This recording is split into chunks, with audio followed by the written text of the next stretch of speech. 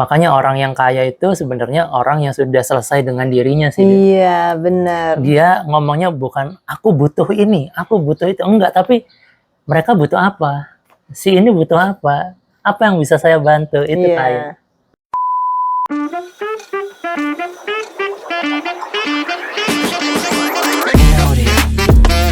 Assalamualaikum warahmatullahi wabarakatuh. Waalaikumsalam. Jumpa lagi bersama Duet.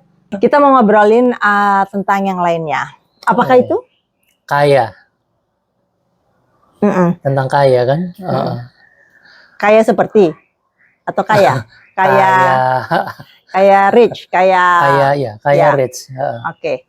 Tapi kaya itu materi bukan? Nggak selalu ya? Oh, kalau kita sebagai manusia, kalau ngomong kaya pasti relate-nya ke materi ya. Punya rumah berapa, punya uang berapa gitu kan. Tapi kalau kita ngomong kaya versi Quran, itu ternyata bukan di ranah materi.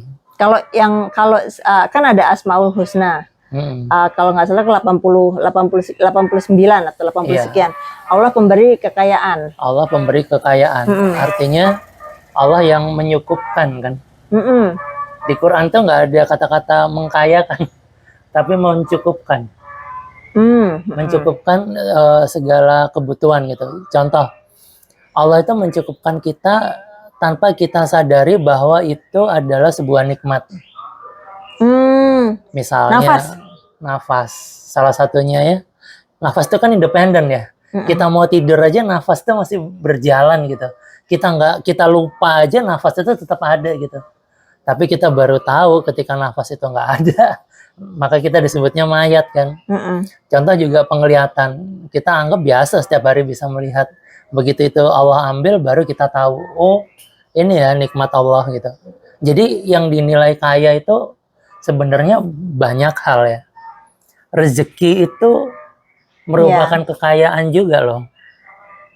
Masih ingat nggak definisi rezeki?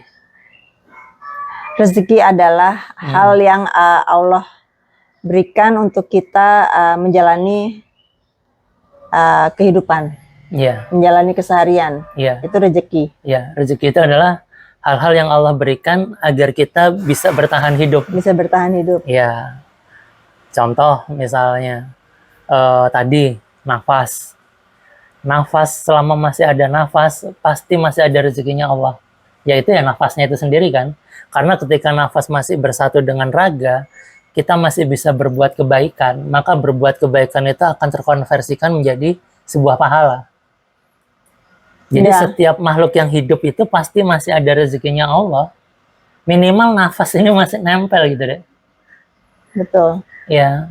Yang kita anggap remeh. Paling nggak aku juga kadang suka anggap remeh. Iya, nah kita kan baru merasakan nafas itu sesuatu yang mahal ketika COVID kemarin. Iya. Oksigen mahal. Ya, tabung gas, tabung oksigen. Untungnya aku nggak pernah pakai tabung gas ya guys. Kalau oksigen. Ini kebanyakan makan nasi kuning guys. Kebanyakan karbohidrat guys. Astagfirullahaladzim. Jadi kalau dalam konteks kayanya Allah itu adalah di sini konteksnya Allah memberikan gitu. Jadi kalau kita bisa tarik ke kehidupan kita, yang disebut kaya itu adalah ketika kita mampu memberi, walaupun kita nggak kaya materi, walaupun kita mungkin nggak punya apapun ya. Jadi makanya ada konsep zakat. Konsep zakat itu luar biasa loh. Pertama, zakat itu adalah ibadah yang melibatkan orang lain. Oh iya. Iya kan? Ya. Jadi ada yang menerima, ada yang memberi gitu kan. Makanya kita harus berterima kasih kepada orang yang mau menerima zakat. Karena kita terbuka pintu pahala untuk memberi kan. Konteksnya kan di sana. Dan hebatnya lagi dari konsep berzakat ini adalah ketika kita memberi, kita tidak merasa berkurang. Ya, kita bahkan bisa ikut merasakan kebahagiaan yang orang merasakan kebahagiaan dari kita kan. Karena kita udah memberi itu. Ya. Merasakan orang bahagia, kita ikut bahagia itu sendiri merupakan sebuah kelebihan kalau menurut saya. Nah, terus yang terakhir itu memberi ketika kita berkecukupan ya. Bagaimana dengan ketika kita memberi tapi kita sedang kesusahan? Wah, itu luar biasa sekali. Di situ kita sangat kaya berarti ya. Itu yang dilakukan oleh Ali bin Abi Thalib. Ketika dia kelaparan, ke pasar membeli roti, kemudian pada waktu perjalanan pulang, ada seseorang yang meminta rotinya karena kelaparan.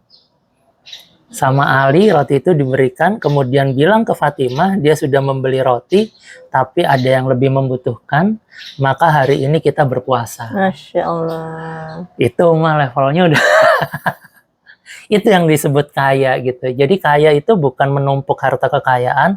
Kaya dari kacamata Quran itu ketika kita bisa memberikan sesuatu bagi orang lain gitu.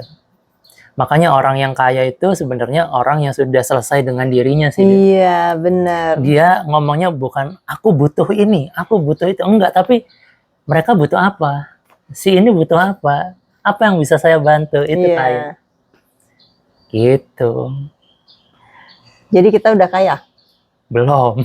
Kita harus terus mengupayakan untuk menjadi kaya versi Allah.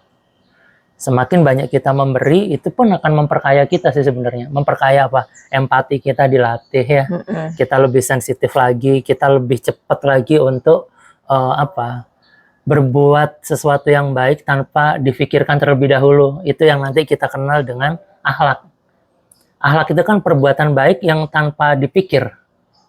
Makanya disebutnya akhlak kayak gitu. Nah, kalau mau kita mempunyai akhlak yang baik, ya perbanyak berbuat untuk sesama. Tapi intinya kita bisa mengkayakan diri versi Allah dengan cara apapun. Bahwa kita juga harus ingat kita sendiri udah kaya nih dengan dikasih rezeki oleh Allah. Even bisa nafas aja itu udah kaya gitu. Karena tadi tuh kita ada tamu kan Mas? Iya. Di UPD ini. Itu yang membuat aku juga merasa Masya Allah ya. Allah tuh semudah itu gitu kasih kita kekayaan. Kita bisa lihat.